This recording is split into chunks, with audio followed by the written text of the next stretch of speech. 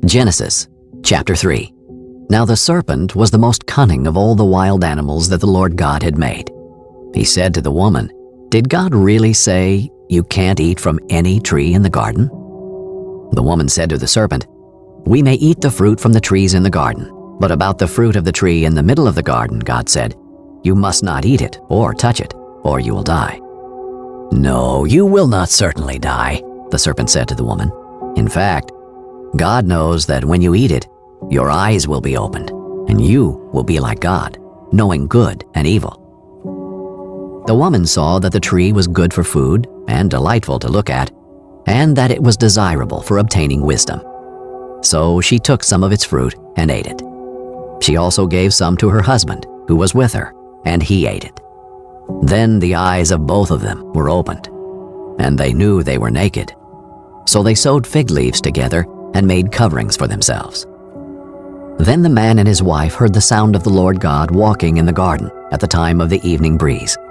And they hid from the Lord God among the trees of the garden.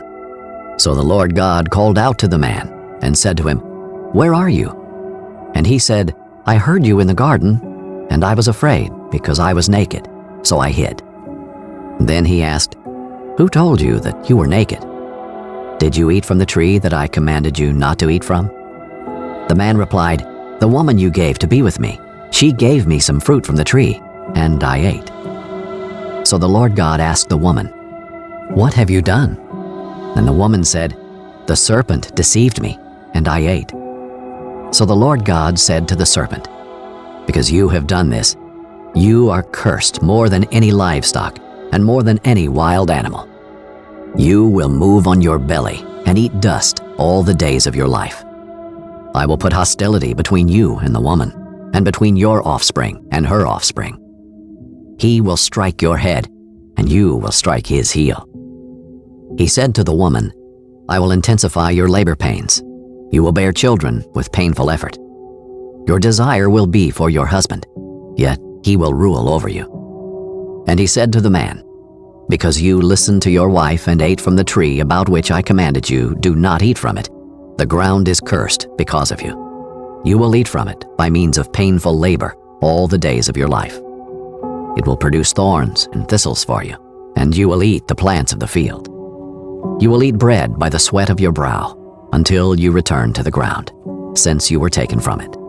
For you are dust, and you will return to dust." The man named his wife Eve, because she was the mother of all the living.